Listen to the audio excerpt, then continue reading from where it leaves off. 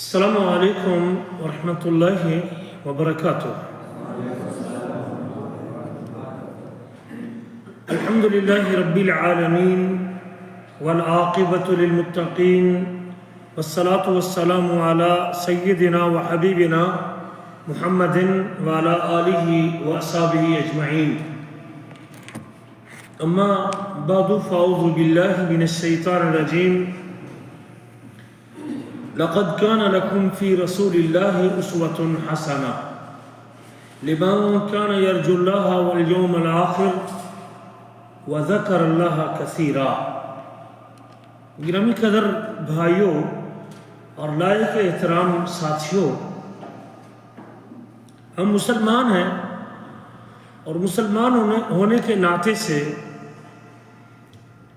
اسلام کے بنیادی ارکان میں سے پہلا رکن اس بات کی گواہی دینا کہ اکیلے اللہ کے علاوہ کوئی عبادت کے لائق نہیں، اور اس بات کی شہادت دینا کہ بے شک محمد صلی اللہ علیہ وسلم اللہ کے بندے اور اللہ کے رسول ہیں۔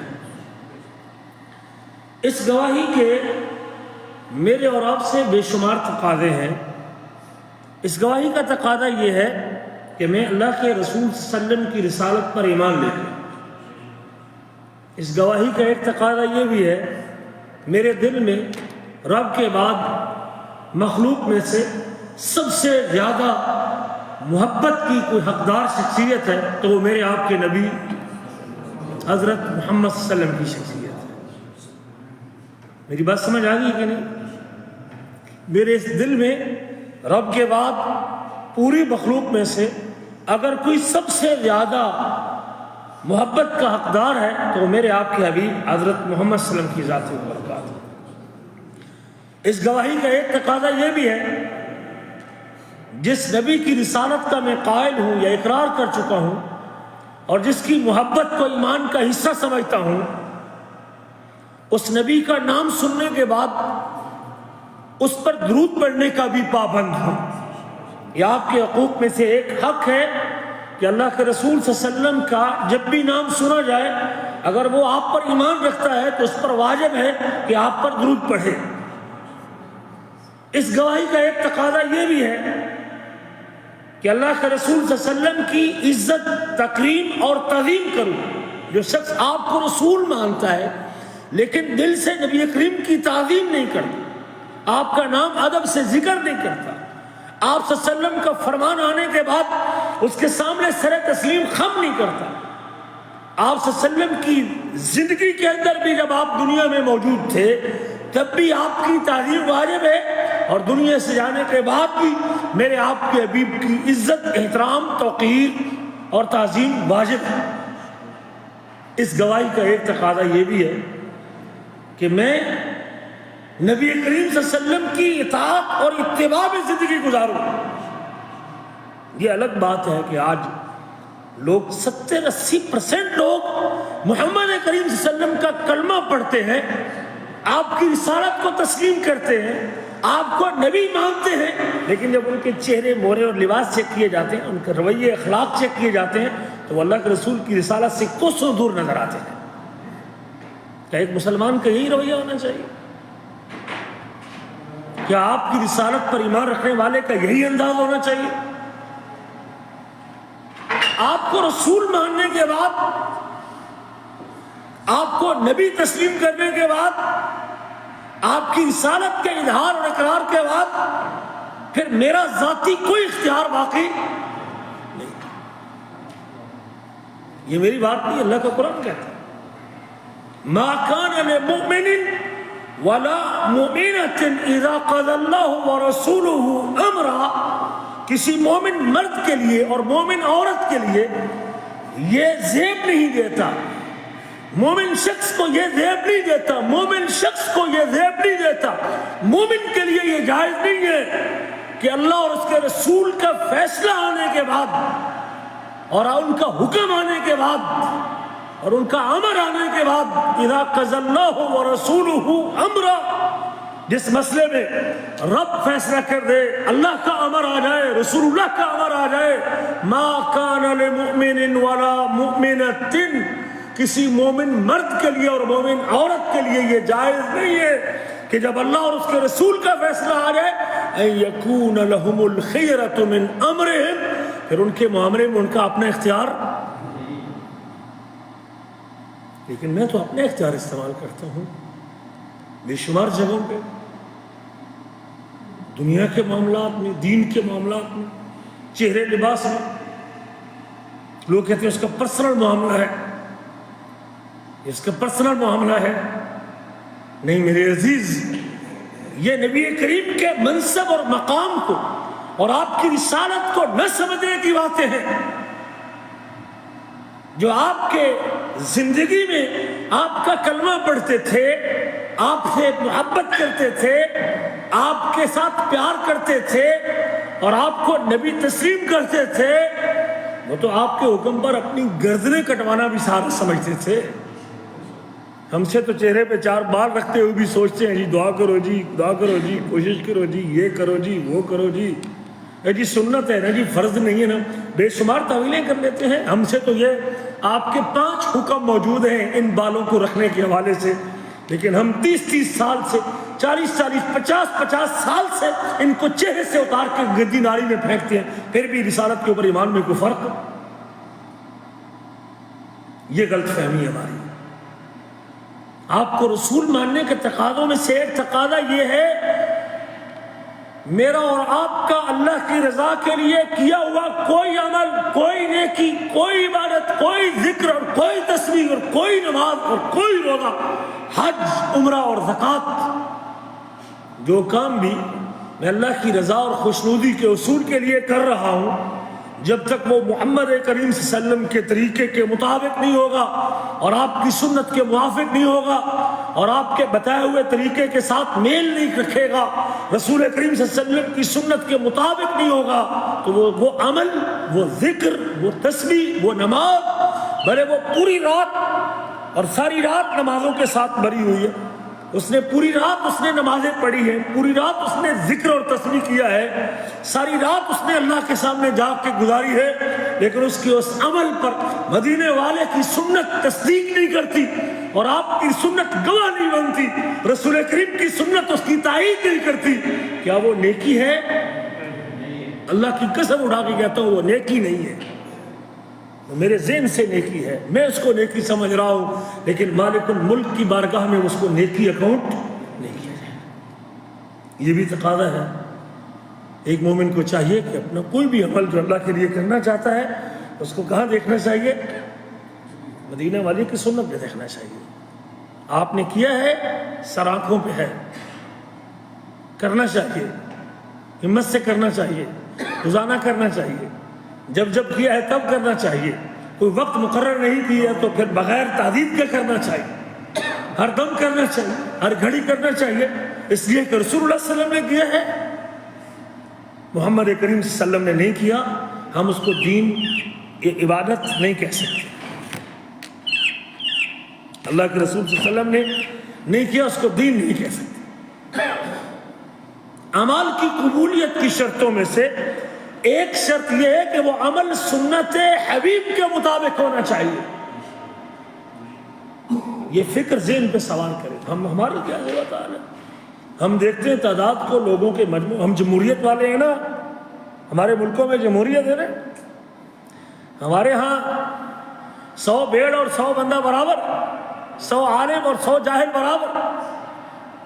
100 جاہل اگر ایک طرف ہو اور ایک 100 عالم ایک طرف ہو تو کس کی بات مانی جائے گی؟ 101 جاہل ہو تو 101 جاہلوں کی بات مانی جائے گی.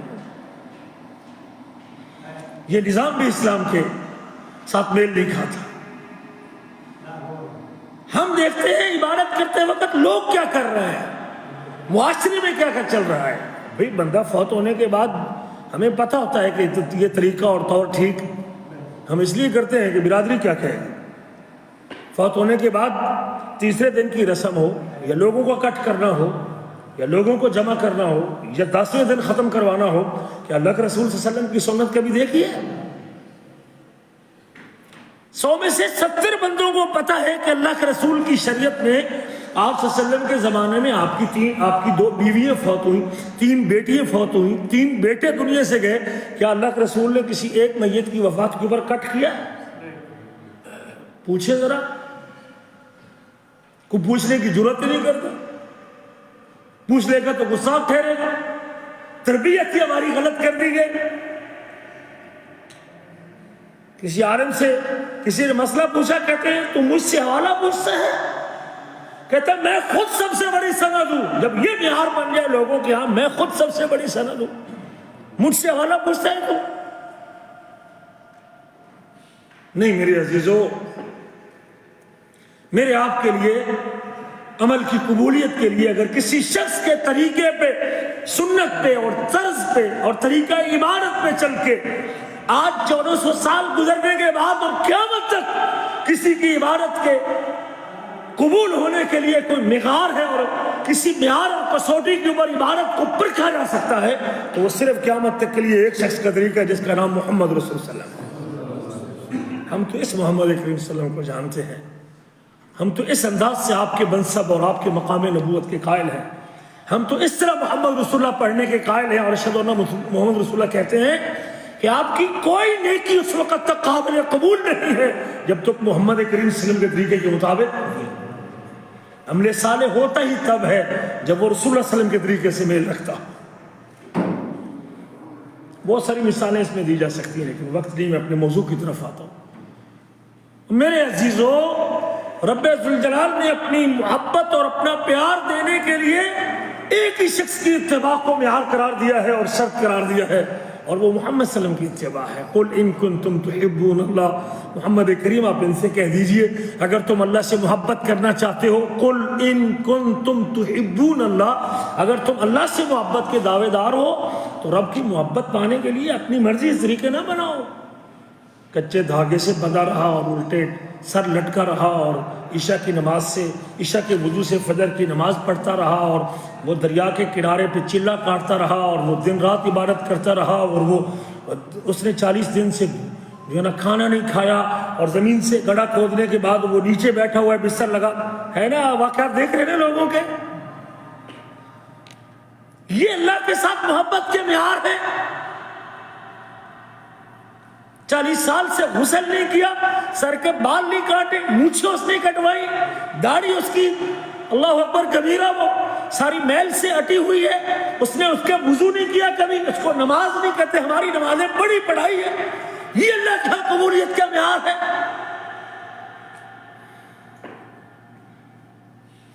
جو دمال نہیں ڈالے گا اس کی بخشش قبول نہیں ہوگی. یہ قبولیت کا معیار ہے. ہم تو حیوانوں سے بھی بدتر ہیں. جس کی شکل سے بات اپنے ہر جملے کے ساتھ گندی گالی بک رہا ہے، نوری بوری سرکار جس کو کہتے ہیں، مر گیا پچھلے دنوں میں. عورتیں مرد اس کے سامنے دمال ڈال رہی ہیں. یہ دین ہے؟ یہ اسلام اللہ کے رسول دے کے گئے ہیں؟ کوئی پوچھنے گچھنے والا ہی نہیں، کوئی سوال کرنے والا بھی نہیں. کسی کے اندر غیرت ہی نہیں ہے کہ ہم کیا کر رہے ہیں. میری بہنیں بیٹھی ناچ رہی اس کے سامنے، ظالم کے سامنے، اور وہ ماں بہن کی گندی گالی دے رہا ہے. ہم اس کو سمجھتے ہیں یہ پہنچا ہوا بزرگ ہے اور یہ بڑا اللہ کے ہاں مقبول بندہ ہے. نہیں میرے عزیز، نیکی کی قبولیت کے لیے اگر کوئی معیار ہے اور دین لینے کے لیے کوئی ماخذ ہے اور دین کے اصول کا کوئی منبع ہے، دین کے لینے کا کوئی مصدر ہے، دین جہاں سے لیا جا سکتا ہے، قیامت تک کے لیے نبی کریم نے صرف 2 چیزوں کو دین کا مصدر قرار دیا ہے. دنیا ترقی کر جائے، آپ چاند پہ چلے جائیں، جہاں مرضی پہنچ جائیں، دین کی بات اگر کوئی پیش کرنا چاہتا ہے اور دین بنا کے آپ کو کروانا چاہتا ہے، اس کو چیک کیجئے اللہ کی کتاب میں، نبی کریم کی سنت میں، اللہ کے رسول کے طریقے میں، آپ کے طرز عبادت میں، آپ کے قول و فعل میں، اللہ کے رسول کی حدیث میں اس کا حوالہ ملتا ہے تو دین ہے. نہ قرآن میں ہے نہ سنت میں ہے. وہ دین نہیں. ڈرتے کیوں ہیں بھائی؟ کو مار لے گا آپ کو. کہ دین نہیں ہے. اپنی طرف سے نہیں کہتے بھائی. اللہ نے 30 کے قریب مقام پہ کہا یا ایھا الذین آمنوا اطیعوا اللہ واطیعوا الرسول. ایمان والو اللہ کی اطاعت کرو اور اس کے رسول کی اطاعت کرو. اللہ نے قرآن میں کہا ہے اگر تم اللہ تعالیٰ سے محبت کے دعوے دار ہو تو ننگا رہنے سے ہمارے ہاں وہ جنگ میں ایک میاں مودا ہوا کرتا تھا، لوگ اس کو پہنچو، اب اس کا دربار بنا ہوا سالانہ اس کا میلہ لگتا، اس کی نیچے والی چادر ہی نہیں ہوتی تھی، لوگ جاتے اس کے پاس، وہ اپنا آگے سے کپڑا اٹھاتا، اپنا دامن اٹھاتا، وہ دعا کر رہا تھا، نیچے سے ننگا ہو رہا تھا، عورتیں اس کے سامنے کھڑی ہوتی تھی۔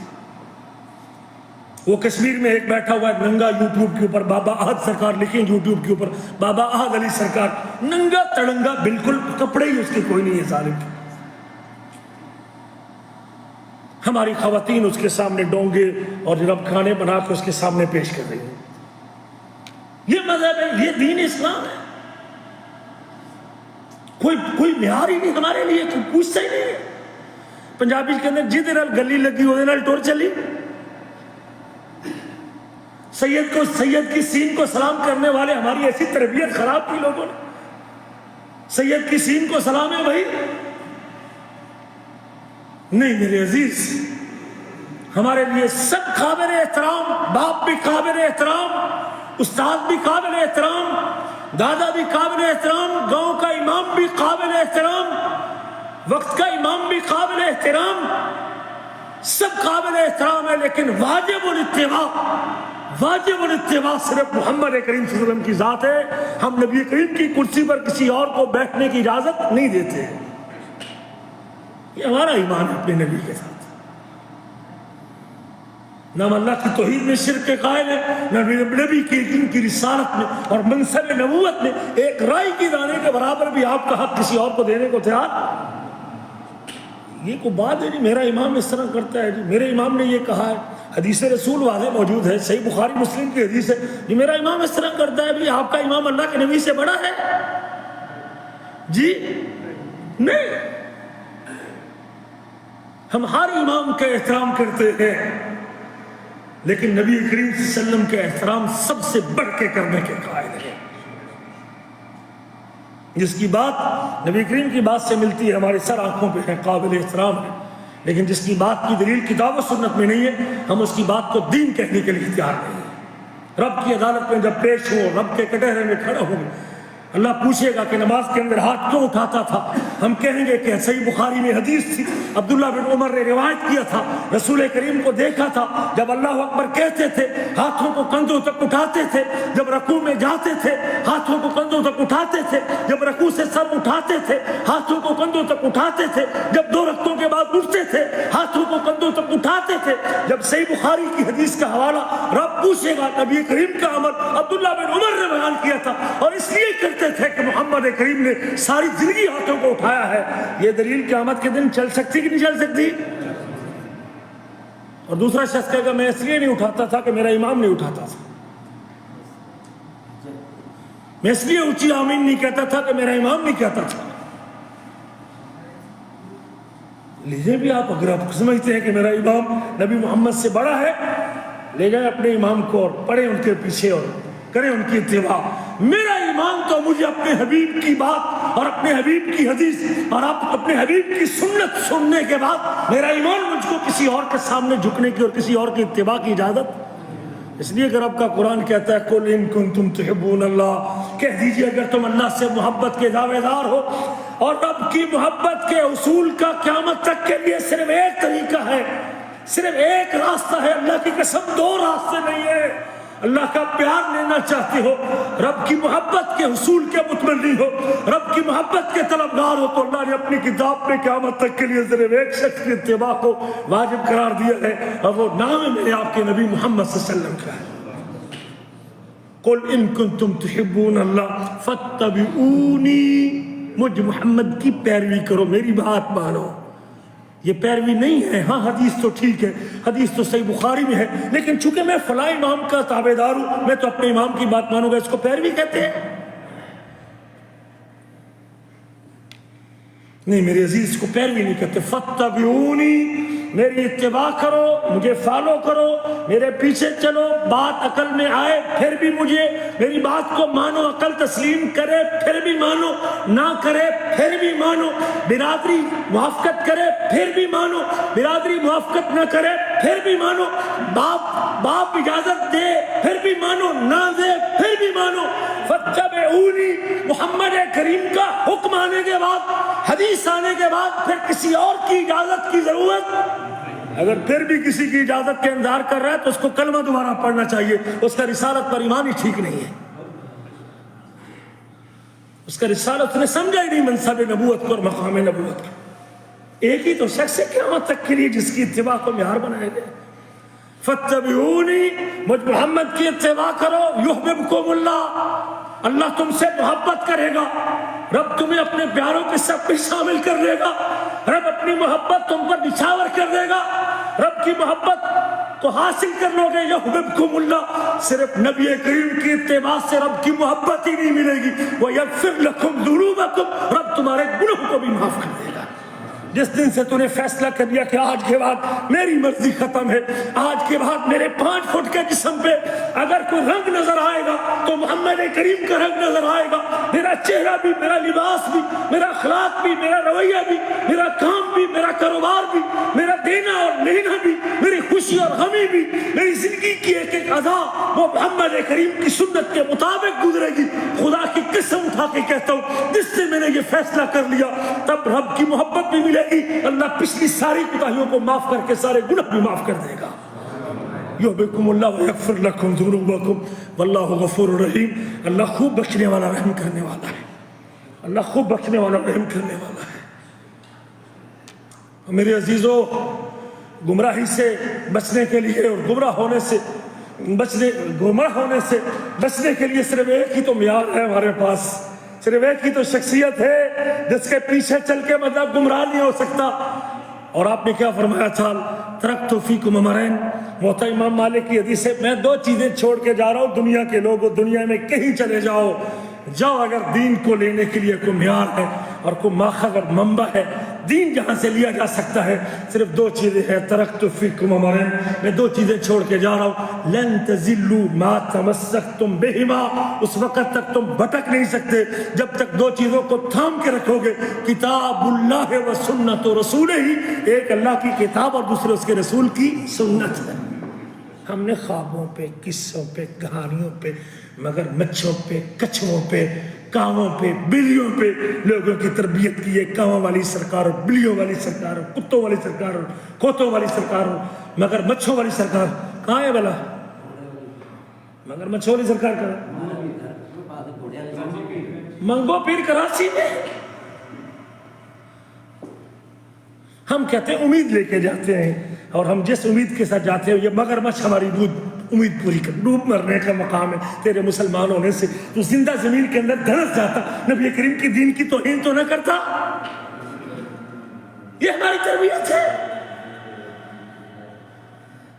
اللہ کے رسول یہ دین دے کے گئے ہیں جس نے لوگوں کو بندوں کی غلامی سے نکال کے رب العباد کی طرف جھکنے کی تعلیم دی تھی، جس کے 23 سال لگ گئے، 13 سال جس کے مکہ میں گزرے کہ نیک بندوں کی مورتیاں بنا کے بیت اللہ میں سجا کے رکھنا، اللہ کے نبیوں کو ابراہیم اور اسماعیل کے علیہ السلام کے فوٹو بنا کے بیت اللہ میں سجانا، یہ اللہ کا دین نہیں، یہ توحید کے منافی ہے، یہ اللہ کے اکیلے الہ ہونے سے میل نہیں رکھتا، یہ اللہ کے اکیلے الہ ہونے کی توہین ہے کہ آپ نبیوں کی، نیک بندوں کی مورتیاں، صورتیں بنا کے بیت اللہ میں رکھے۔ جب تک یہ موجود ہے محمد کریم مکہ تو چھوڑ سکتا ہے لیکن ان کے سامنے جھک نہیں سکتا۔ چھوڑ دیا آپ نے مکہ، 13 سال کی محنت کے بعد، 13 سال کے بعد مکہ آپ نے چھوڑ دیا، جو لوگ آپ کی جان کے در پہ ہوئے، اور پھر آپ نے آ کے تیاری کی، اور 8 سال کے بعد پھر آپ نے مکہ فتح کیا اور ایک ایک مورتی کو نکال کے باہر کیا۔ جو اللہ کو رب مانتے تھے، اللہ کو رب مانتے تھے، ابراہیم اسماعیل کو نبی مانتے تھے، ان کے فوٹو بنا کے بیت اللہ میں لگائے ہوئے تھے اور بیت اللہ کی دیواروں کے اوپر چھاپے ہوئے تھے، نیک بندوں کو جو حج کے موقع پہ لوگوں کو ستو گھول کے پلاتا تھا، لات منات عزا کو اللہ کے قرب کا ذریعہ سمجھتے تھے۔ محمد کریم کہتے ہیں لا اعبد ما تعبدون، جن کی تم عبادت کرتے ہو میں ان کی عبادت نہیں کر سکتا۔ توحید میں، عقیدے میں، عمل میں، نماز میں، روزے میں، حج میں، عمرے میں، ذکر میں، تسبیح میں، عبادت میں، قیام میں، تہجد میں اگر کوئی معیار ہے تو صرف ایک شخص جس کا نام محمد رسول اللہ۔ 2 چیزیں چھوڑ کے جا رہا ہوں، تم گمراہ نہیں ہو سکتے۔ آپ نے گارنٹی دی، وہ شخص کبھی بھٹک نہیں سکتا جس کے دین کا ماخذ اللہ کی کتاب اور اس کے رسول کی سنت ہے۔ آئیے میرے عزیزو، مجھے اور آپ کو کسی بھی عمل کو پیش کرنے سے پہلے اپنے رب کی بارگاہ میں یہ دیکھنا ہوگا کہ اللہ کے رسول کا طریقہ کیا ہے، نبی کریم کی سنت کیا ہے۔ میرا سوال ہے آپ سے، شعبان کے مہینے میں اللہ کے رسول کی سنت کیا ہے؟ کثرت سے روزے رکھنا۔ ایک بندہ بولا ہے یا دو بندے بولے ہیں۔ جب ہمارا علم ہی ٹھیک نہیں تو عمل کیسے ٹھیک ہوگا؟ اور میں نے کئی بار سمجھائی آپ حضرات کو، جب تک علم ٹھیک نہیں ہوگا تب تک عمل ٹھیک نہیں ہو سکتا۔ خدا را اپنے عمل کو ٹھیک کرنے کے لیے اپنا علم درست کیجیے۔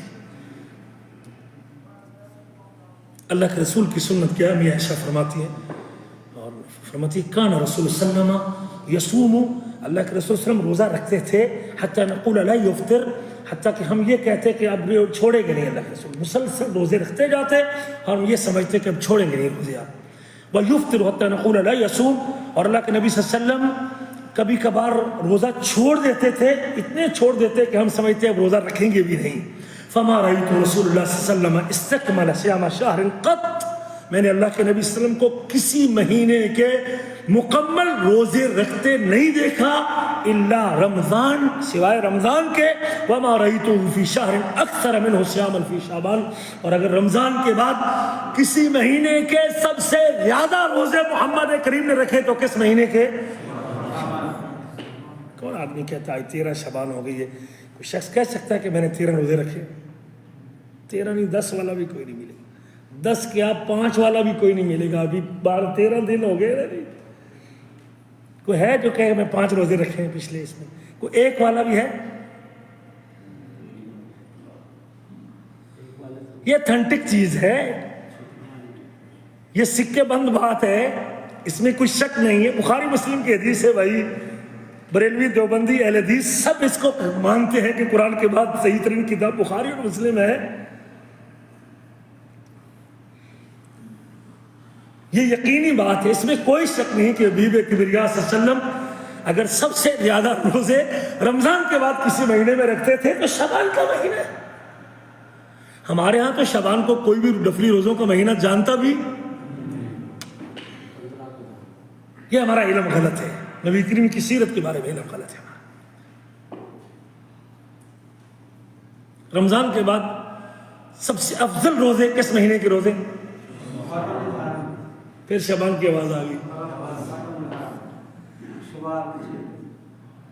جی، شوال کے نہیں۔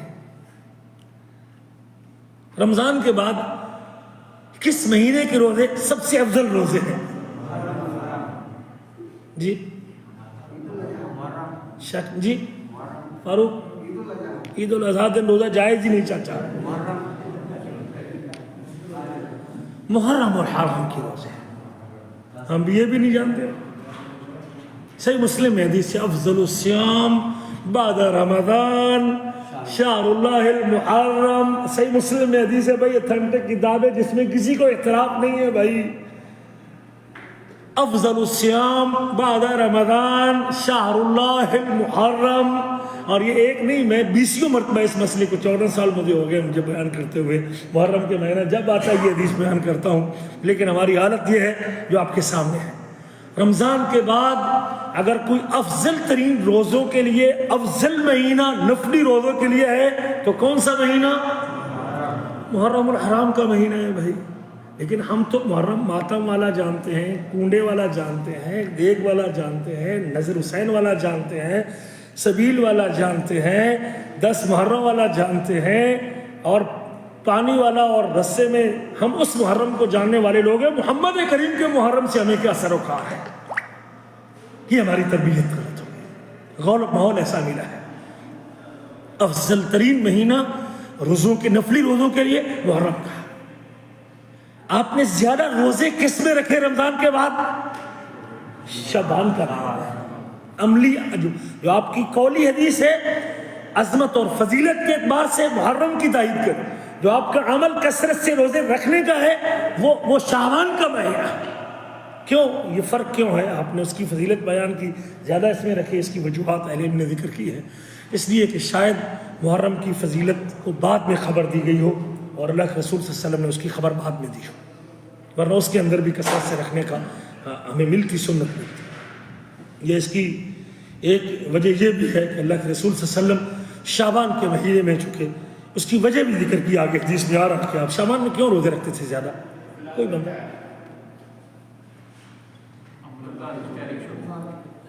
ٹھیک ہے رمضان کی تیاری کے لیے آپ دیکھ لیں نا، عبادات میں سے ہر عبادت کی ایک نفلی عبادت کہہ لیں، فرض ہے، فرض فجر کے فرض ہیں تو شروع میں 2 سنتیں ہیں، ظہر کے فرض ہیں تو شروع میں 4 سنتیں ہیں، بعد میں 2 سنتیں ہیں یا 4 سنتیں ہیں، یا اسی طرح عشاء کی نماز ہے تو اس کے شروع میں بھی تحیۃ المسجد تحیۃ الوضو ہے، بعد میں بھی آپ 2 سنت پڑھتے ہیں، مغرب کے بعد بھی سنت پڑھتے ہیں، تو فرض نماز کی جب آگے پیچھے کچھ سنتے ہیں تحیۃ المسجد تحیۃ الوضو کی صورت میں یا 4 سنتوں کی صورت میں یا سنت مؤکدہ غیر مؤکدہ کی صورت میں ہے، تو ایک جس طرح فرض نماز کے ساتھ نفلی نماز کا طریقہ اللہ کے رسول نے بتایا ہے اور وہ سنت کی صورت میں ادا کرتے ہیں، تو نبی کریم نے اس فرض مہینے کے شروع میں بھی کچھ روزے نفل کے طور پہ رکھنے کی ترغیب دلائی اور اس کے بعد میں بھی کچھ روزے رکھنے کی ترغیب دلائی، اور بعد کے روزے شوال کے 6 روزے ہیں، جو شوال کے مہینے میں روزے رکھے گا 6 روزے رکھے گا رمضان کے بعد اللہ اس کو 1 سال کے روزوں کا ثواب عطا کرتا ہے۔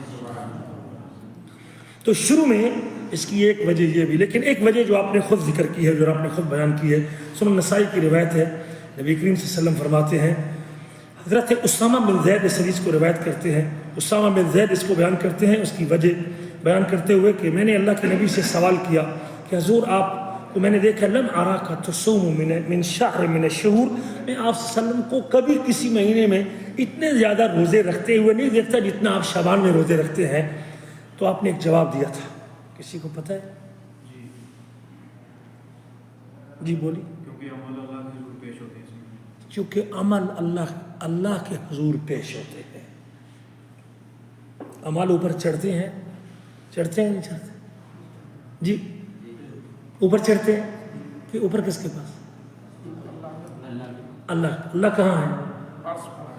عرش معلیٰ پر۔ یہ مسئلہ بھی حل ہو گیا اس مسئلے سے، عمل کا اوپر چڑھنا، عمل اوپر چڑھتے ہیں، قرآن میں بھی ذکر کیا وَإِلَيْهِ يُرْفَعُ الْعَمَلُ الصَّالِحُ، عمل صالح اللہ کی طرف اٹھایا جاتا ہے، اللہ عرش معلیٰ سے اوپر ہے، اللہ سب سے بلند ہے، عمل اوپر اٹھتے ہیں، یہ عقیدے کا مسئلہ ہے۔ عمل کے اٹھنے کے جو ہے نا 3 مختلف اوقات ہیں، ایک ہے ڈیلی کا عمل اٹھتا ہے روزانہ کا، وہ کب اٹھتا ہے؟ عصر اور فجر کے بعد۔ زبردست، صحیح بخاری میں حدیث ہے، نبی کریم فرماتے ہیں کہ یتعاقبون فیکم ملائکۃ باللیل و ملائکۃ بالنہار، دن اور رات کے فرشتے باری باری تمہارے پاس آتے ہیں، اور فیجتمعون فی صلاۃ الفجر و صلاۃ العصر، اور یہ دونوں فجر اور عصر کی نماز میں اکٹھے ہوتے ہیں، دونوں پارٹیاں، دونوں جماعتیں، اور پھر جب وہ جاتے ہیں واپس اللہ تعالیٰ کے پاس فَيَسْأَلُهُمْ رَبُّهُمْ، تو ان کا رب ان سے سوال کرتا ہے كَيْفَ تَرَكْتُمْ عِبَادِي، میرے بندوں کو کیسے چھوڑ کے آئے ہو؟ جواب میں یہ کہتے ہیں أَتَيْنَاهُمْ وَهُمْ يُصَلُّونَ، ہم فجر کی نماز پہ ان کے پاس گئے تھے تب بھی نماز پڑھ رہے تھے، اور جب عصر کی نماز پہ ان کو چھوڑ کے آئے ہیں تب بھی نماز پڑھ رہے تھے۔ بڑا خوش نصیب آدمی ہے جو فجر اور عصر کی نماز میں مسجد میں حاضر ہوتا ہے، اس کا نام اللہ کے دربار میں پیش ہوتا ہے، اس کی حاضری لسٹ اوپر جاتی ہے۔ جو فجر اور عصر، اور بار فکر کریں جو ساتھی فجر کے لیے نہیں اٹھ پاتے وہ محروم ہے اس حاضری سے، ان کی حاضری مالک الملک کے دربار میں پیش نہیں ہوتی جو فجر اور عصر کی نماز میں نہیں۔ یہ بھی عمل کی پیشی، ڈیلی عمل کا یہ ایک وقت ہے 24 گھنٹے یا 12 گھنٹے کے بعد۔ ایک ہے ہفتہ وار عمل کی پیشی، اور وہ کب ہوتے ہیں؟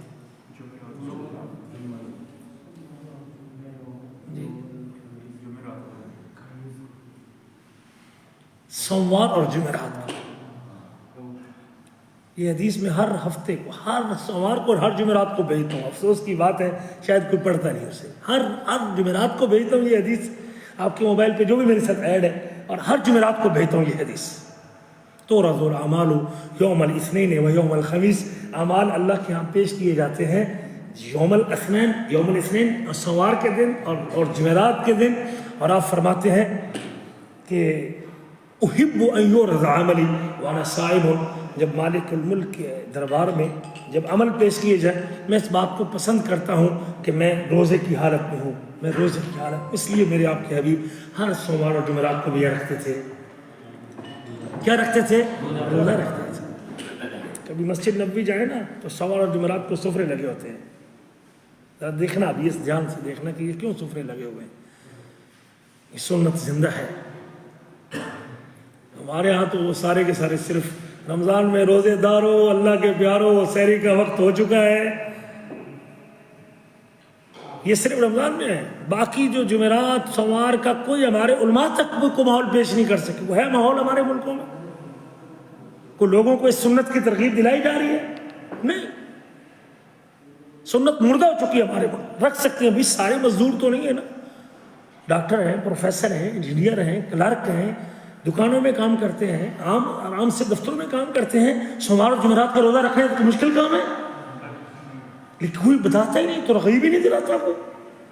کوئی درس تو کرے، کوئی لوگوں کو اس طرف لائے تو صحیح بھی. چلو افطاری کا اہتمام کر لیں سوموار اور جمعرات کو روزہ رکھنے کا، لیکن ماحول ہی کوئی نہیں، کریٹ ہی نہیں کیا ماحول اس کا. سوموار اور جمعرات کو عمل پیش ہوتے ہیں، اور میں پسند کرتا ہوں کہ روزے کی حالت میں ایک شیڈول ہے سالانہ عمل کا پیش ہونے کا، اور وہ کب ہوتا ہے؟ وہ شعبان کے مہینے. یہ حدیث ہے. حضور آپ کثرت سے شعبان میں روزے کیوں رکھتے ہیں؟ اور وہ لوگ علم کے متلاشی تھے. حضرت کہنے ٹھیک ہے چوپے تو چوپی گل رہن دو، کی فائدہ ہے گل کو گل نہ ہی کھولو تو چنگی، جی گڈی چلتی پی چلن دو یار، ایویں مولوی صاحب کو اور پونجی پا دیں گے. لیکن وہ لوگ پوچھتے تھے حضور آپ کثرت سے روزے کیوں رکھتے ہیں شعبان کے مہینے میں؟ نبی کریم نماز میں اللہ اکبر کہنے کے بعد خاموش ہو جاتے اور پھر فاتحہ سے قرات شروع کرتے. آپ کا شاگرد کہتا ہے حضور آپ اپنی خاموشی میں کیا پڑھتے ہیں؟ ہمارے جیسے ہوتے تو شاید کہتے چپ پہ تو چوپی رہن دو، خیر ایڈی گل وضاحت طلب کرنے کی کیڑی لوڑ ہے. یہ لوگ تھے جو علم کے متلاشی تھے، جو نبی کریم صلی اللہ علیہ وسلم کی سنت کے پیروکار تھے اور مخلص تھے. فرمایا ذالک شہر یغفل الناس عنہ، یہ وہ مہینہ ہے اس میں لوگ غفلت کا شکار ہوتے ہیں. بین رجب و رمضان، جو کہ رجب اور رمضان کے بیچ میں ہے، جو رجب اور رمضان کے بیچ میں ہے، کیونکہ رجب ایک حرمت والا مہینہ ہے. اس کی تعظیم میں لوگ قتل و غارت نہیں کرتے، لڑائی نہیں کرتے، جنگ نہیں کرتے، آپس کی لڑائیاں روک دیتے ہیں، راستے کھول دیتے ہیں، اور لوگ گھروں میں رہتے ہیں، کوئی ذاتی ظلم نہیں کرتے. اور پھر آگے رمضان کا مہینہ عظمت والا مہینہ ہے، لوگ اس کی تعظیم اور عظمت کے میں گناہ نہیں کرتے اور بچے ہوتے ہیں. اور یہ بیچ کا مہینہ ہے، حرمت والے مہینے کے بعد کا مہینہ ہے. لوگ اس میں قتل و غارت گری کرتے تھے، لوگوں کو لوٹتے تھے یا پانی کی تلاش میں نکلتے تھے. اور شعبان کا معنی بکھرنا ہوتا ہے، اور شعبان کو شعبان کہتے اس لیے کہ لوگ جو گھروں میں معصور ہوتے تھے، جنگ نہیں کرتے تھے، لڑائی نہیں کرتے تھے، وہ ڈاکے ڈالنے کے لیے، ابن حجر نے لکھا ہے اپنی صحیح بخاری کی شرح میں کہ ڈاکے ڈالنے کے لیے، غارت گری کے لیے یا پانی کی تلاش میں لوگ گھروں سے نکل جاتے اور بگھر جاتے اس مہینے میں، اس لیے اس کو شعبان کا مہینہ کہتے ہیں. تو اللہ کے رسول نے اس کے مقابلے میں تربیت کی ہے کہ جب روزہ رکھا ہوا ہوگا تو لوگ ایسے گناہوں سے اپنے آپ کو بچا کے رکھیں گے، اور ایک تربیت کا طریقہ تھا. یہ بھی ایک سبب ہے. آپ نے فرمایا لوگ غفلت کا شکار ہوتے ہیں، اور اس غفلت کے ایام میں عبادت اللہ کے ہاں زیادہ قبول ہوتی ہے. یہ یاد رکھیے گا. اگر پوری رہائش میں ایک بندہ بھی نماز فجر کے لیے نہ اٹھے تو اس وقت اٹھ کے جانا مشکل ہے کہ نہیں مشکل؟ جی کوئی بندہ ہی نہیں اٹھنا نہ ہی نہیں لگا چپ ہے، لائٹ نہ جلائی ہو، جانے دے، جا اکلے جا کے نماز پڑھ کے آ، ساری نیند نے خراب کری. آج جمعے کا دن ہے، چھٹی کا دن ہے، تو پڑھنی سے پڑھا، تو نے پڑھنی سے پڑھ، ہماری نیند نے خراب کرنا. یہ رہائشوں کی صورت حال ہے بھائی. اب اس حالت اور ایسے ماحول میں نکل کے جانا، گھر کا ایک بندہ بھی نمازی نہ ہو پھر آپ نماز پڑھنے چلے جائیں، شادی کی محفل جمی ہو اور ولیمہ تیار ہو، بالکل رخصتی کی بالکل مجلس سجی ہوئی ہو، تو اس ماحول میں سے اٹھ کے نماز کے لیے اللہ اکبر سننے کے بعد جانا مشکل ہے کہ نہیں مشکل؟ جب سب لوگ غفلت کا شکار ہو اور پھر آپ عبادت کے لیے اور اللہ کی بندگی کے لیے، اللہ کے حکم کا پاس کرنے کے لیے اٹھے، کوئی ایک بندہ بھی شراب کے اوپر ٹوکنے کے لیے، کوئی ایک بندہ بھی ڈھول والے کو ڈھول کو روکنے کے لیے تیار نہیں، کوئی ایک بندہ بھی طبلے والوں کو روکنے کے لیے تیار نہیں، سب لوگ اسی محفل کے اندر رنگے ہوئے ہیں، لیکن ایک شخص اٹھتا ہے کہ یہ مجلس حرام مجلس ہے اور میں اس میں بیٹھنے کے لیے تیار نہیں. یہ ہوتے ہیں لوگ غفلت کے اندر اللہ کے دین کو زندہ کرنے والے. ساروں کی شلوار ٹخنے سے نیچے جا رہی ہے، ایک بندہ ہے اس کی شلوار آدھی پنڈی پہ اور ٹخنے سے اوپر ہے، تو یہ بہادری ہے نا اس کی. غفلت کے دنوں میں عبادت کرنا، یہ عبادت کی اہمیت اور اس کے درجات کو بلند کر دیتا ہے. فرمایا لوگ غفلت کے شکار ہوتے ہیں اور میں اللہ کے سامنے روزہ رکھ کے اپنے آپ کو پیش کرتا ہوں. وَهُوَ الشَّهْرُ تُرْفَعُ فِيهِ الْأَعْمَالُ إِلَى رَبِّ الْعَالَمِينَ، یہ وہ مہینہ ہے جس میں اعمال رب العالمین کی طرف اٹھائے جاتے ہیں اور بلند کیے جاتے ہیں۔ وَأُحِبُّ أَن يُرْفَعَ عَمَلِي وَأَنَا صَائِمٌ، میں اس بات کو پسند کرتا ہوں کہ جب میرا عمل بھی اٹھے اللہ کے دربار میں تو میں روزے کی حالت میں ہوں۔ یہ وجہ ہے شعبان میں روزہ رکھنے کی نبی کریم صلی اللہ علیہ وسلم۔ ایک وجہ یہ بھی ہے کہ آدمی مانوس ہو جائے عبادت کے ساتھ مانوس ہو جائے، ورنہ ایک دم جب آپ رمضان کے پہلا روزہ رکھیں گے کہیں کا سر چکرائے گا، کوئی بیہوش ہو کے گرے گا، کوئی برداشت نہیں کر پائے گا، بہت سارے ایسے واقعات پیش آتے ہیں، کوئی بھول کے کھا پی لے گا۔ لیکن جب پہلے سے ایک روٹین بن جائے گی اور جب بندے کا جسم تھوڑا سا عادی بن جائے گا، پھر اس وقت رمضان کا روزہ رکھنا کیا ہو جائے گا اس کے لیے؟ عبادت سے مانوس کرنا مقصد ہے کہ تاکہ یہ روزے جیسی عبادت سے بندہ مانوس ہو جائے۔ یہ بھی ایک سبب ہے شعبان میں روزہ رکھنے کا۔ یہ بھی ایک سبب ہے کہ اللہ کے رسول صلی اللہ علیہ وسلم سوار اور جمعرات کے روزے کا اہتمام کرتے تھے، اور کبھی مسلسل سوار جمعرات کا روزہ چھوڑ بھی دیتے کیونکہ واجب تو نہیں تھے، کبھی چھوٹ بھی جاتا تھا تو آپ اس کمی کو شعبان میں آ کے پورا کر لیتے تھے۔ یہ بھی ایک سبب ذکر کیا ہے محدثین نے کہ اللہ کے رسول صلی اللہ علیہ وسلم شعبان کے مہینے میں آپ کی بیوی آپ کے ساتھ مشغول ہونے کی وجہ سے اپنی قضا کو لیٹ کرتی تھی، اور شعبان کے مہینے میں جب دن تھوڑے رہتے تھے تو اپنے وہ قضا روزے پورے کرتی تھیں جو شرعی عذر کی وجہ سے چھوڑتی تھی۔ تو اللہ کے رسول بھی پھر جب بیوی روزے کی حالت میں ہے تو پھر اللہ کے رسول صلی اللہ علیہ وسلم بھی ان دنوں میں روزے کا اہتمام کر لیتے۔ یہ بھی ایک سبب ذکر کیا محدثین نے کثرت سے رمضان کے روزے رکھنے کا۔ اس کے مسائل میں سے ایک مسئلہ یہ بھی ہے کہ اگر پورا شعبان نہیں تو آپ کے پاس پھر سوار جمعرات کا آپشن تو موجود ہے نا۔ شعبان کی اب کتنی جمعراتیں گزر گئیں جی؟ 1 یا 2 تو گزر گئی نا، آج 12 ہو چکی ہے، تو بیچ میں سوار بھی 2 آ چکے ہوں گے، تو کم از کم آپ پورا شعبان نہیں تو سوار اور جمعرات کا روزہ تو رکھ لیں تاکہ یہ یوم الاثنین کا ثواب بھی ملے اور ساتھ شعبان کا ثواب بھی ملے گا، اللہ کے رسول کی دونوں سنتوں کا ثواب مل جائے گا۔ چلو کوئی بات نہیں، اگر نہیں تو پھر نبی کریم صلی اللہ علیہ وسلم کی ایک تیسری سنت ہے کہ اب چاند کی 13، 14 اور 15 تاریخ کو روزہ رکھتے تھے، جن کو کیا کہتے ہیں؟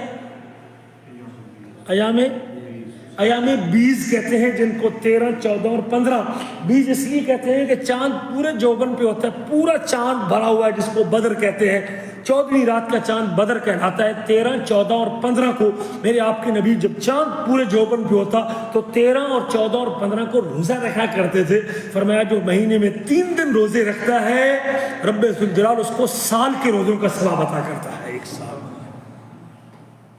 12 تیاں 36 اور اللہ تعالیٰ نیکی کا ثواب 10 گنا عطا کرتے ہیں، تو 360 بن جائیں گے نہیں بن جائیں گے، سال کے روزوں کا ثواب ملتا ہے جو 3 دن روزوں کا اہتمام کرتا ہے۔ بڑی بات ہے اگر کوئی شخص ہر مہینے کی 13، 14، 15 کو روزہ رکھتا ہے، بہت اچھی بات ہے بھائی۔ اپنے بچوں کو، بیوی کو، بیٹیوں کو، اولادوں کو یہ تربیت کرنی چاہیے، بیٹا آپ یہ 3 دن روزہ رکھا کریں، ان کی افطاری پہ خرچ کیا کریں، ان کو انعام دیا کریں۔ جو روزہ رکھے گا میرے بچوں میں سے، یہ 3 دن روزہ رکھے گا، اس کے لیے جائزہ، اس کے لیے انعام ہے، 500 ریال انعام ملے گا جو 3 روزے رکھے گا۔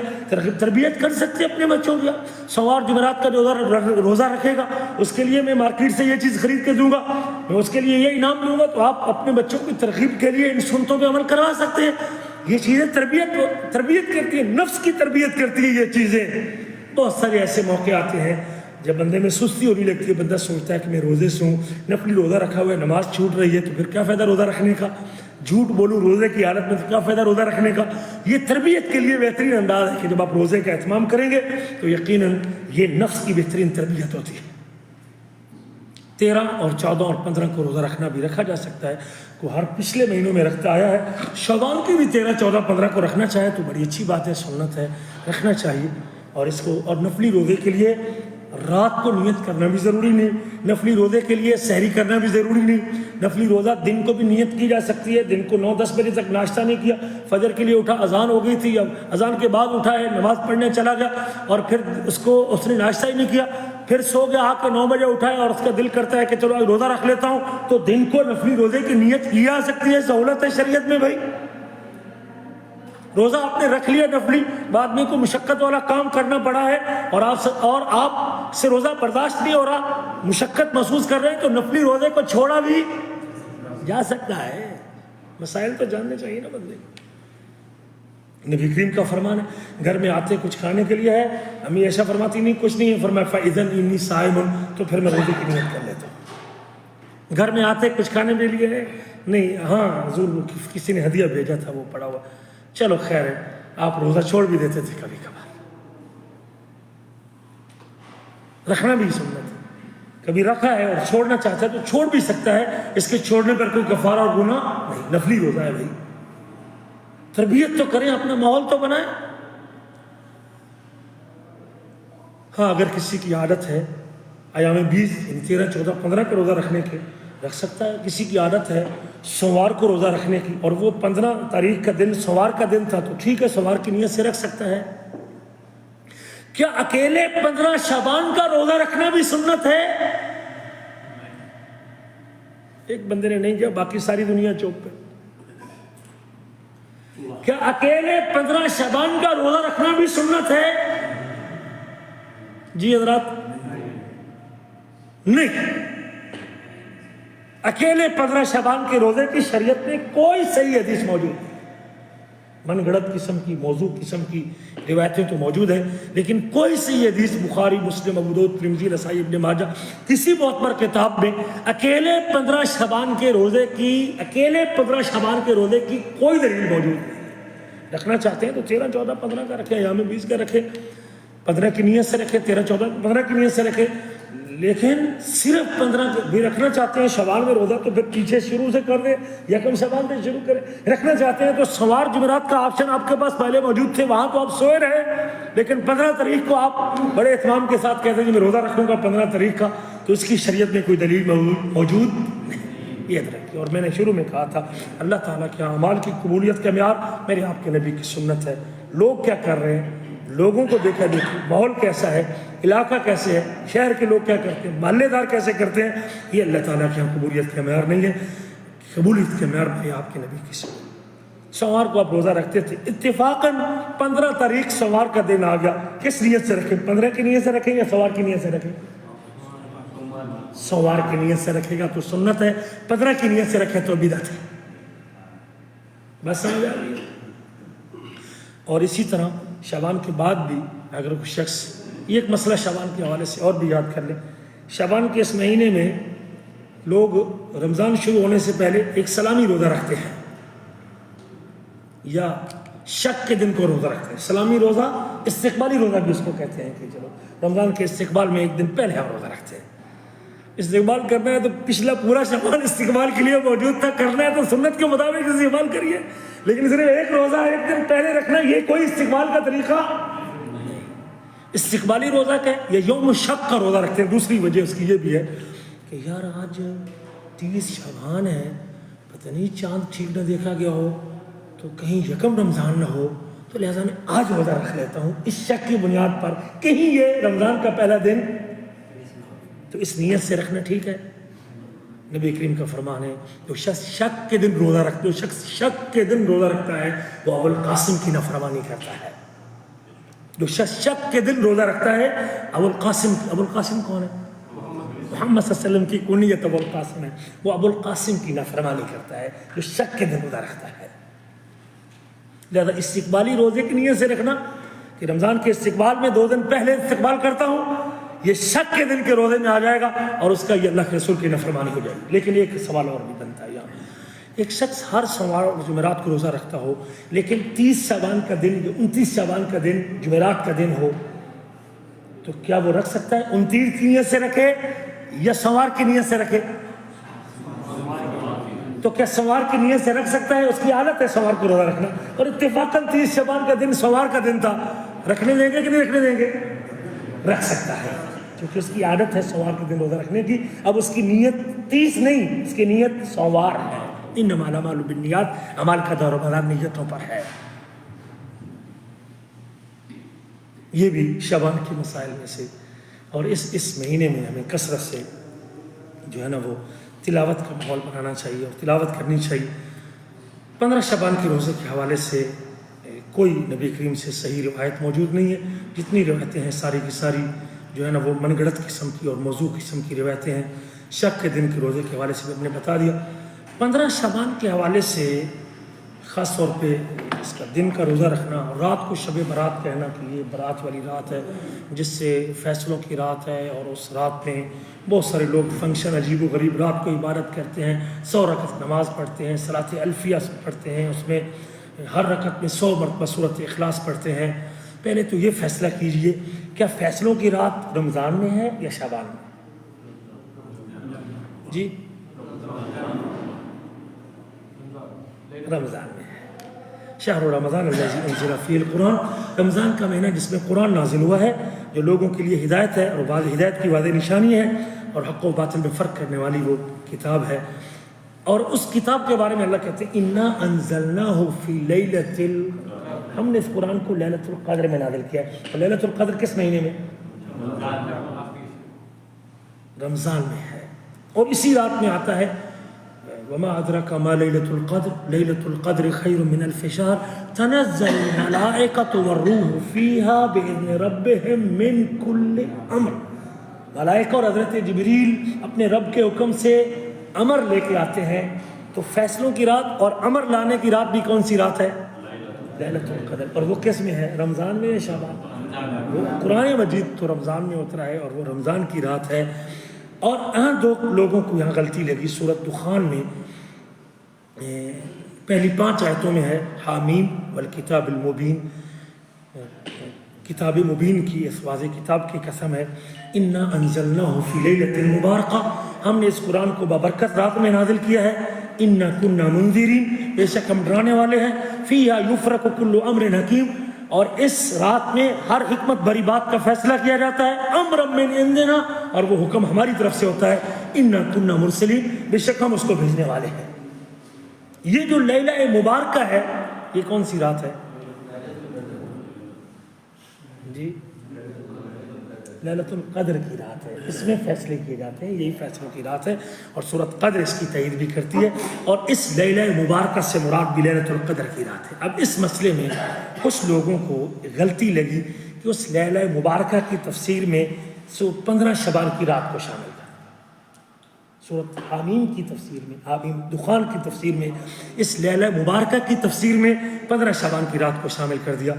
تفسیر خازن میں معالم التنزیل اس کا نام ہے، امام قتادہ کا قول ہے اور ابن زید کا بھی، ہی لیلۃ القدر، اس کی تفسیر میں ہی لیلۃ القدر انزل اللہ القرآن فی لیلۃ القدر، یہ لیلۃ القدر کی رات ہے جس میں اللہ نے قرآن نازل کیا ہے۔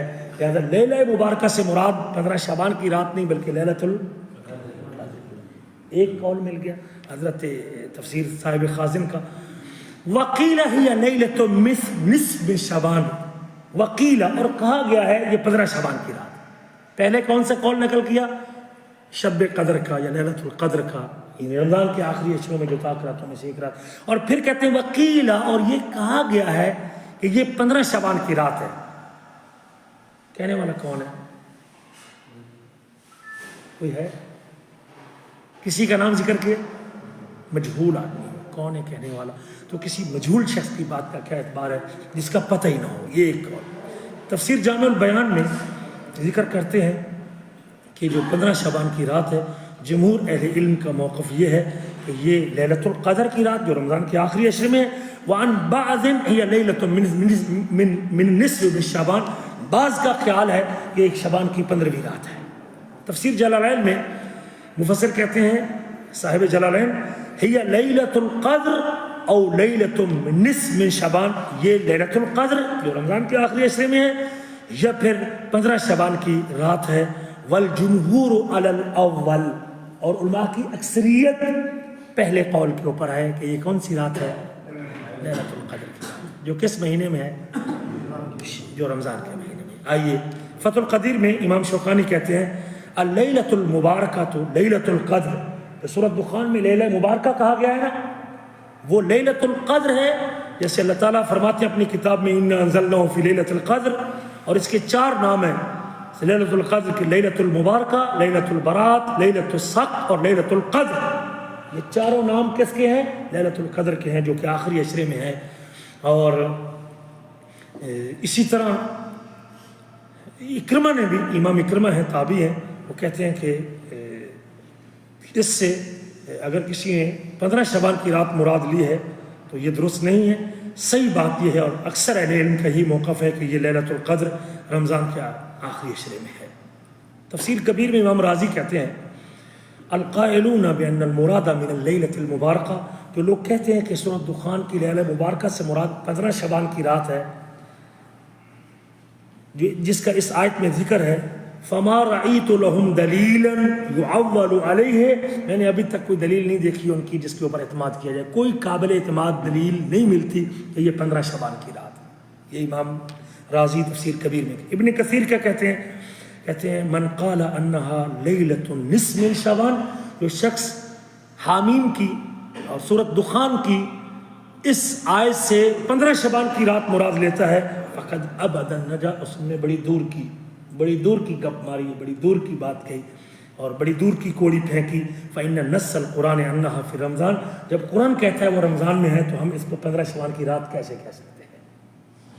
یہ احکام القرآن میں قاضی ابوبکر ابن عربی کہتے ہیں جمہور اہل علم کا خیال ہے کہ یہ لیلۃ القدر ہے، اور من قال انہا لیلۃ من نصف شعبان، جس شخص نے یہ کہا کہ یہ 15 شعبان کی رات ہے، وہو باطل، اس کا یہ عقیدہ اور یہ نظریہ باطل ہے، چونکہ اللہ کی کتاب سچی ہے۔ جب رب کا قرآن کہتا ہے کہ فیصلوں کی رات رمضان کے آخری عشرے میں اور قرآن رمضان میں نازل ہوا ہے، تو پھر ہم قرآن کے خلاف کیسے کر سکتے ہیں اور اس کو 15 شعبان کی رات کیسے کہہ سکتے ہیں؟ اور ساتھ یہ بھی کہتے ہیں وَلَيْسَ فِي لَيْلَةِ نِصْفِ مِن شعبان، 15 شعبان کی رات میں کوئی قابل اعتماد حدیث نہیں ہے، لا فی فضلها، نہ اس کی فضیلت میں، ولا فی نسخ العجال فیہا، نہ اس کے اندر تقدیر اور عمریں لکھنے کے بارے میں، فلا تلتفتوا الیہا، کوئی شخص ان حدیثوں کی طرف نگاہ نہ اٹھائے، اس کی طرف منہ نہ کرے، اس کا اعتبار نہ کرے کہ یہ 15 شعبان کی رات فضیلت والی رات ہے۔ یہ چند مفسرین کے، ملا علی قاری جو ہمارے ہندو پاک کے بہت بڑے حنفی عالم تھے، محدث ملا علی قاری تھے، کہتے ہیں بعض اسلاف کا خیال ہے کہ لیلہ مبارکہ سے مراد 15 شعبان کی رات ہے، لیکن یہ قول نصوص قرآن کے خلاف ہے، قرآن کی آیتوں کے خلاف ہے، کیونکہ قرآن کا نزول رمضان میں لیلۃ القدر میں ہے، اور یہی لیلہ مبارکہ لیلۃ القدر ہی ہے، اور اس میں کوئی اختلاف موجود نہیں۔ تو یہ فیصلہ کن بات ہے۔ کوئی شخص یہ سورۃ دخان کی آیت پڑھ کے یہ ہمیں 15 شعبان کی رات کی فضیلت بتانا چاہے تو اسے بتا دیں کہ اکثریت اہل علم کی یہی سمجھتی ہے کہ اس سے مراد لیلۃ القدر کی رمضان کی آخری عشرے کی رات ہے، 15 شعبان کی رات نہیں۔ لہذا اس آیت کو پڑھ کے کوئی شخص اس کی فضیلت بیان کر رہا ہے تو مرجوح قول یا ضعیف قول یا ایسی بات کہہ رہا ہے جس کو جمہور اہل علم تسلیم کرنے کے لیے نہیں تیار، اور مفسرین اس کو باطل کہتے ہیں۔ آخری باتیں ہیں 2-4 اور بتائیں بھی ہمارا اوپر جا چکا ہے۔ شب برات منانے کے کچھ 6 طریقے ہمارے ملک میں رائج ہیں، میں اختصار کے ساتھ اس کا ذکر کرتا ہوں۔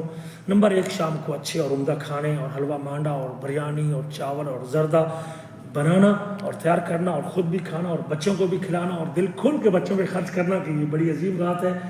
تو اللہ تعالیٰ نے چونکہ عقیدہ پیچھے یہ ہے کہ اللہ تعالیٰ چونکہ لکھتا ہے اس رات میں جو کھایا جائے گا پورے سال کے لیے لکھا جائے گا، تو لہٰذا اللہ تعالیٰ کا علم لگتا ہے وہ ہمارے پکانے سے اللہ کو پتہ چلتا ہے، پہلے تو اللہ کو پتہ نہیں ہے کہ پہلے کیا کھاتے ہیں، چٹنی کھاتے ہیں، اچار کھاتے ہیں۔ تو اس رات میں اس اہتمام کے لیے کھانا پکانا کہ یہ لکھا جاتا ہے پھر سارا سال ایسے ملتا رہتا ہے، باطل عقیدہ ہے، اس کی کوئی دلیل شریعت میں موجود نہیں۔ یہ ایک طریقہ جو لوگوں میں آئے گی۔ دوسرا طریقہ، 15 شعبان کی رات کو لوگ آتش بازی کرتے ہیں کہ نہیں کرتے؟ شرلی، پٹاخہ، آتش بازی، آسمان کی طرف کمکمیں، بجلی، لائٹیں، گھر، مساجد سب سجائی ہوتی ہیں، جبکہ شریعت میں، محمد کریم کی شریعت میں آگ کے ساتھ عبادت کرنا، آگ کو تقرب حاصل کرنا، آگ کی پوجا کرنا اللہ کے رسول کی شریعت نہیں۔ یہ برامکا خاندان ایک وقت جب آیا حکومت میں تو انہوں نے اپنے دور میں مسلمانوں میں، وہ چونکہ آگ کے پجاری تھے تو مسلمانوں میں اس قسم کی ان کے دینی شعار کے طور پہ من گھڑت ضعیف روایتیں بیان کر کے لوگوں میں یہ رائج کیا ہے، اور لوگوں کو اس رات میں اس طرف ترغیب دلائی، اور یہ رات کو شرلیاں چلائیں گے، پٹاخے چلائیں گے تو اس کا بڑا ثواب ہوگا، اور ابھی تک اس نے ہماری جان چھوڑی نہیں۔ یہ بدعقیدگی ہے، اور یہ آگ کی پرستش کرنے والوں نے مسلمانوں میں رائج کیا ہے۔ مجھے ایک مسلمان ہونے کے ناطے سے، نبی کریم کا امتی ہونے کے ناطے سے کبھی آگ کے ساتھ کھیلنے والی کوئی عبادت نہیں کرنی چاہیے، اور اس سے بڑے نقصان ہو گئے، لوگوں کی جانیں چلی گئیں، لوگوں کے کھیت چلے گئے۔ مجھے یاد ہے ایک رات کو، یہ 15 شعبان کی رات ہے، تو ہمارے قریب کے جو کھیت تھا گندم کا بالکل پکا ہوا تھا، وہ پورا کا پورا کھیت ایک شرلی اس میں گری اور اس کی وجہ سے پورا کھیت جل گیا، لوگوں کے گھر جل گئے، لوگوں کا نقصان ہو گیا، لوگوں کی صرف اس بدماشی کی وجہ سے، جس کا اسلامی شریعت میں کوئی تعلق نہیں۔ مجھے اس کی حوصلہ شکنی کرنی چاہیے اور اس کا رد کرنا چاہیے، بجائے اس کے بچوں کو آپ لے کے دیں چھولیاں اور پٹاخے۔ ہم جب بچے تھے تو ہم بھی شاید اس وقت مطالبہ کرتے تھے والدین سے، لیکن یاد رکھیے کہ یہ غلط ہے، شریعت میں نہیں ہے۔ تو اس لیے میرے عزیزو، فضول خرچی ہے، گولہ باری کرنا، برود چلانا اور اس قسم کی چیزیں، کچھ برود پھٹ جاتے ہیں اور بچوں کے لیے موت کا سبب بن جاتے ہیں، تو اپنے آپ کو ہلاکت میں نہ ڈالیے۔ اللہ کے رسول کے دین میں ایسا اضافہ نہ کیجیے جس کی اجازت نہیں ہے۔ فضول خرچی، اور فضول خرچی میں قرآن نے بڑی تفصیل سے منع کیا، وقت نہیں ہے ورنہ میں بتاتا اس کو، آیتیں پڑھتا۔ تیسری جو طریقہ ہمارے ملکوں میں رائج ہے، 15 شعبان کی رات کو گھروں کو لوگ صاف کرتے ہیں، اگربتیاں لگاتے ہیں، مسجدوں میں اگربتیاں لگاتے ہیں نہیں لگاتے جی؟ کون اولی بول دیں سارے بچی نہیں بول، لائٹیں بھی لگاتے ہیں۔ اس کی کمکمیں لگانا، لائٹیں لگانا، گھروں کو صاف کرنا، سجانا، اس نظریے کے ساتھ 15 شعبان کی رات کو روحیں واپس آتی ہیں، داد دادی، نانا نانی، پڑنانا، فوشدہ سارے واپس آتے ہیں، اور لہذا جو ہے نا گھروں کو صاف ستھرا اور گھر صاف ستھرا ہونا چاہیے۔ تو یہ عقیدہ بھی باطل عقیدہ ہے، جو چلا گیا اللہ کے پاس وہ واپس دنیا میں اس کی روح لوٹنے کا اسلام میں کوئی تصور نہیں ہے۔ بعض جگہوں میں لوگ گھروں میں صلاۃ تسبیح پڑھتے ہیں، کچھ لوگ صلاۃ الرغائب پڑھتے ہیں، کچھ لوگ 100 رکعت نفل پڑھتے ہیں اس رات کو، اس کی شریعت میں کوئی دلیل موجود نہیں۔ ہاں، ایک شخص اگر روزانہ تہجد پڑھتا ہے، یکم شعبان سے، یہ شروع محرم سے چلا آ رہا ہے، تہجد پڑھتا ہے زندگی بھر سے، اور 15 شعبان کی رات کو بھی تہجد کے لیے اٹھ جاتا ہے، تو کوئی حرج کی بات نہیں کر سکتا ہے، اس کی روٹین ہے، اور وہ عمل وہ 14 شعبان یا 15 شعبان کی رات کے لیے نہیں کر رہا، وہ اللہ تعالیٰ کا نبی کی سنت پہ عمل کرتے ہوئے کر رہا ہے، تو ہم اسے نہیں روک سکتے، اور اس کا عمل سنت۔ لیکن جس نے کبھی نمازیں ہی 5 کوئی نہیں پڑھی ہیں دنے، کہ رات کو مسلح اٹھا کے مسجد میں جا رہے جی میں 15 شعبان کی رات کی عبادت کرانا ہے، تو 60 سال کے گناہ معاف ہو جائیں گے، 60 سال پہلے کے اور 60 سال بعد کے معاف ہو جائیں گے، تو اس کی شریعت میں کوئی دلیل موجود نہیں ہے میرے عزیزو۔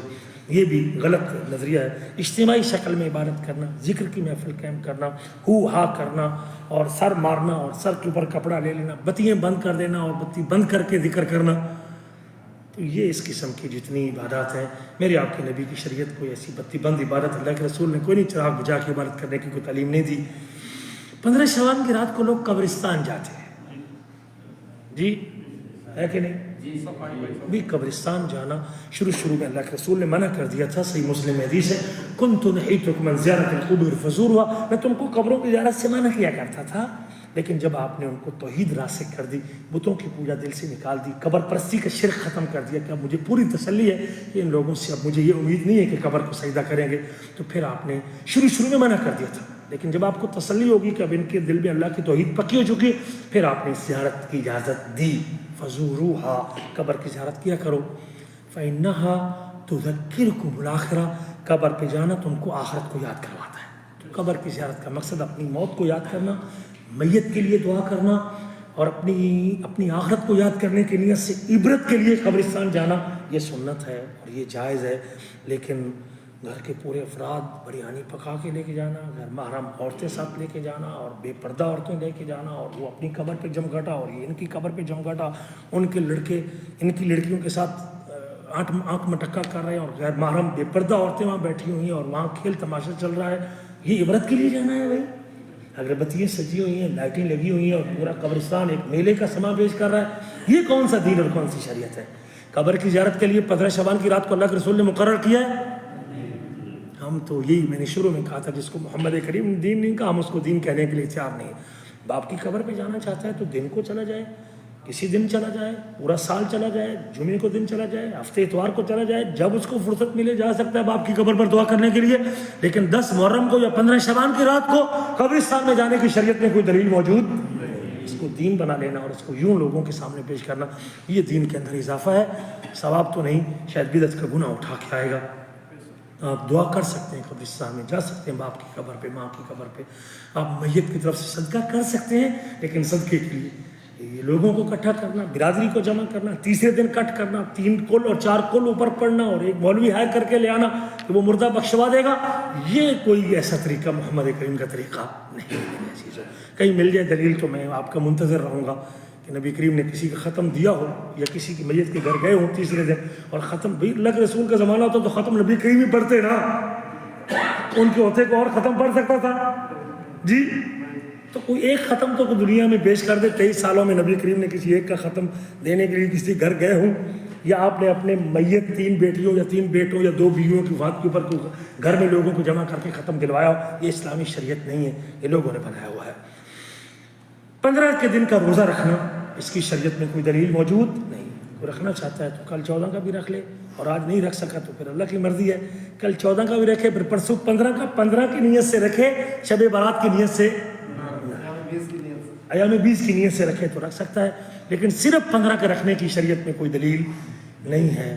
اس رات کو ذکر اور عبادت کرنا، یہ بھی میرے عزیزو اس کی شریعت میں کوئی دلیل موجود نہیں ہے۔ روٹین کی عبادت کرتا ہے، ذکر کرتا ہے، تلاوت ڈیلی کرتا ہے، عشاء کے بعد تو یہ بھی کر سکتا ہے، رات کو کرتا ہے، تہجد کے ٹائم پہ 1 پارہ تو پڑھ سکتا ہے، روزانہ پڑھتا ہے تو پڑھ سکتا ہے، روزانہ اس کا ایک وظیفہ ہے تو کر سکتا ہے، رات کو سونے کے اذکار کرتا ہے تو کر سکتا ہے، رات کو تہجد پڑھتا ہے ہر روز تو پڑھ سکتا ہے، لیکن صرف 15 شعبان کی رات کو بیٹھ کے مسجد میں عبادت کر رہا ہے تو اس کے لیے دلیل چاہیے میرے عزیزو۔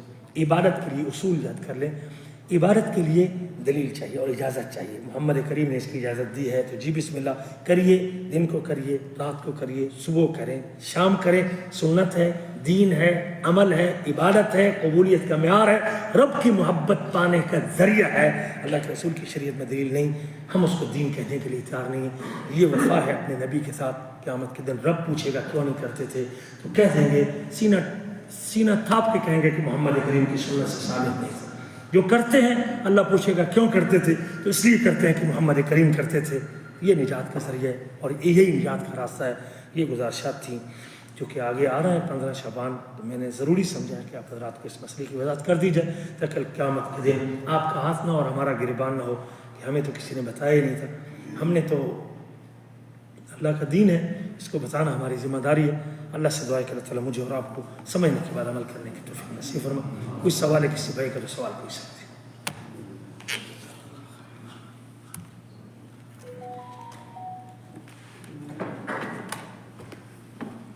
کوئی سوال ہے کسی بھائی کا؟ اگلے جو 2 درس ہیں ہمارے وہ رمضان کے حوالے سے رہیں گے انشاءاللہ۔ رمضان کی